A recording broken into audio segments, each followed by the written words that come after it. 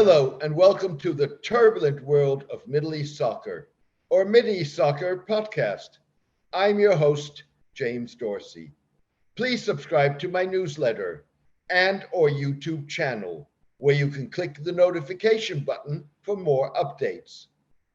Also, allow me to thank all who have demonstrated their appreciation for my column by becoming paid subscribers. This enables me to ensure that it continues to have maximum impact.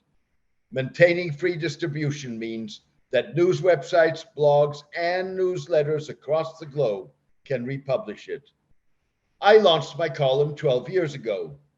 If you are able and willing to support the column, please become a paid subscriber by clicking on Substack on the subscription button at www.jamesmdorsey.substack.com and choosing one of the subscription options. Thank you, take care, and best wishes. Protest on the soccer pitch is turning out to be a mixed blessing for World Cup host Qatar by exposing double standards on both sides of multiple divides. Protest is seemingly acceptable when it strokes with Qatari policies, such as the Gulf states' increasingly assertive denunciation of double standards in Western criticism of discrimination against LGBT people, or refusal to establish diplomatic relations with Israel in the absence of a resolution of the Israeli-Palestinian conflict. However, protest and media quickly encounter the limits of Qatari tolerance and notions of freedom of expression when it touches on politically sensitive issues, ranging from support for LGBT rights to solidarity with demonstrators in Iran who have defied a brutal crackdown by security forces in more than 2 months of anti-government manifestations. As a result, the debate on double standards at times amounts to the kettle calling the pot black. That is not to question the legitimacy of criticism leveled by Qatar and its critics at each other. However, it is to note that both parties' credibility is in question because of their inconsistencies and failures to put their own houses in order. On one level, the World Cup is happening smoothly. On another, we go from crisis to crisis, said a journalist covering the tournament for a major Western news organization.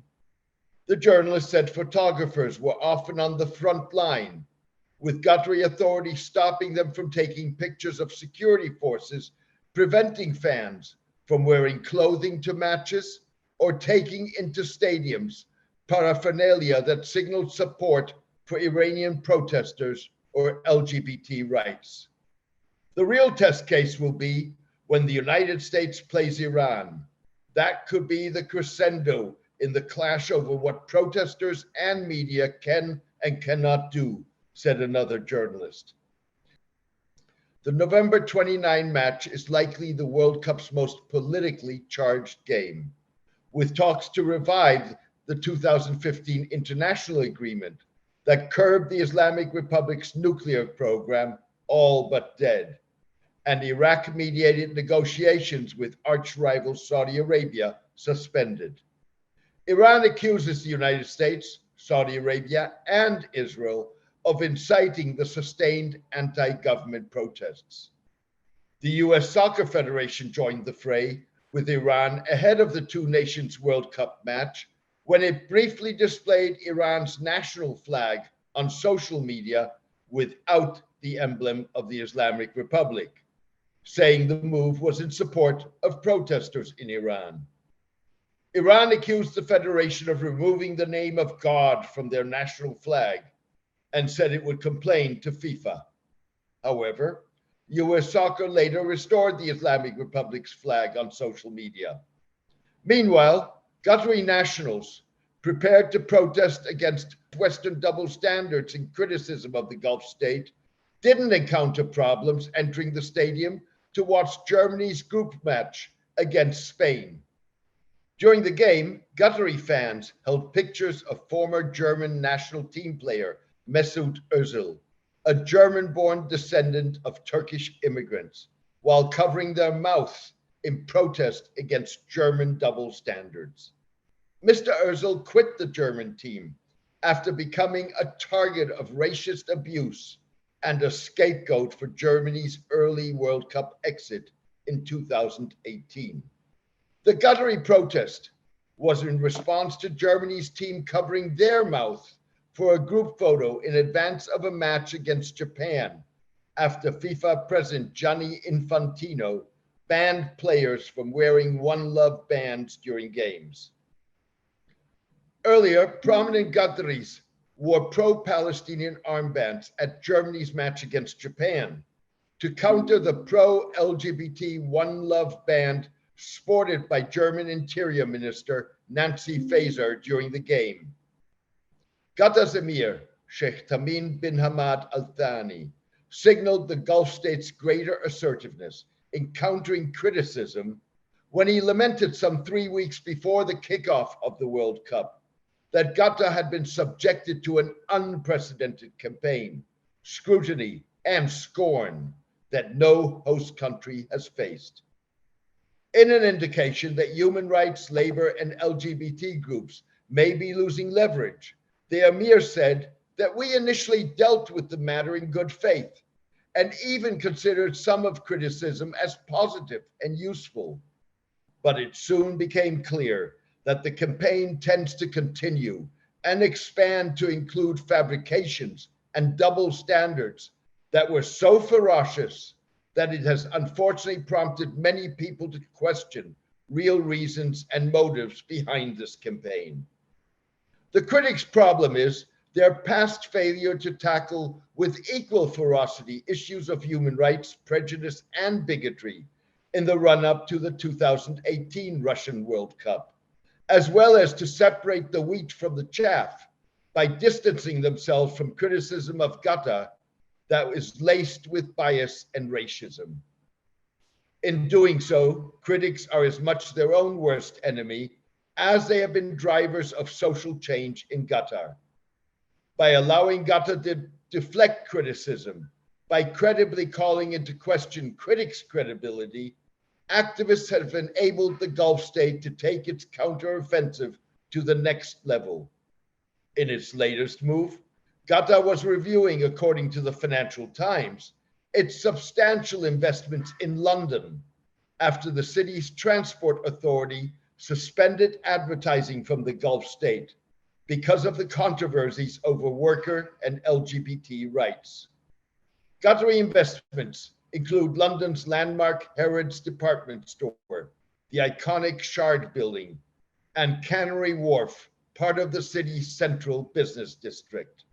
To be fair, Qatar was one of 11 countries in the Middle East, Africa, and South Asia that were banned in 2019 from advertising by the authority, Transport for London, on the grounds of human rights violations.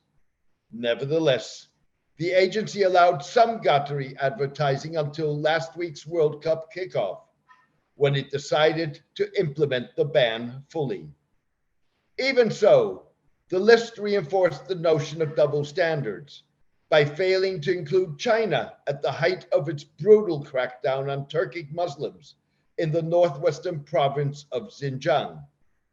Russia, that was annexing Ukrainian territory, repressing LGBT people, and attempting to assassinate its critics at home and abroad. And Israel, with its increasingly racial policies towards Palestinians. Qatar is likely to be the first of numerous Middle Eastern battlegrounds, with countries like Qatar, Saudi Arabia, and Egypt hosting or preparing bids to host multiple major sporting events, including Asian Cup competitions, the 2030 World Cup, and the 2036 Summer Olympics. The bids constitute a rich and legitimate hunting ground for human, worker, and LGBT rights activists. However, their effectiveness will to a significant extent depend on their ability to put their own house in order. Thank you for joining me today. I hope you enjoyed the podcast. Also, thank you to all who have demonstrated their appreciation for my column by becoming paid subscribers. This allows me to ensure that it continues to have maximum impact. Maintaining free distribution means that news websites, blogs, and newsletters across the globe can republish it. I launched my column 12 years ago. If you are able and willing to support the column, please become a paid subscriber by clicking on Substack on the subscription button at www.jamesmdorsey.substack.com and choosing one of the subscription options. Please join me for my next podcast in the coming days. Thank you. Take care and best wishes.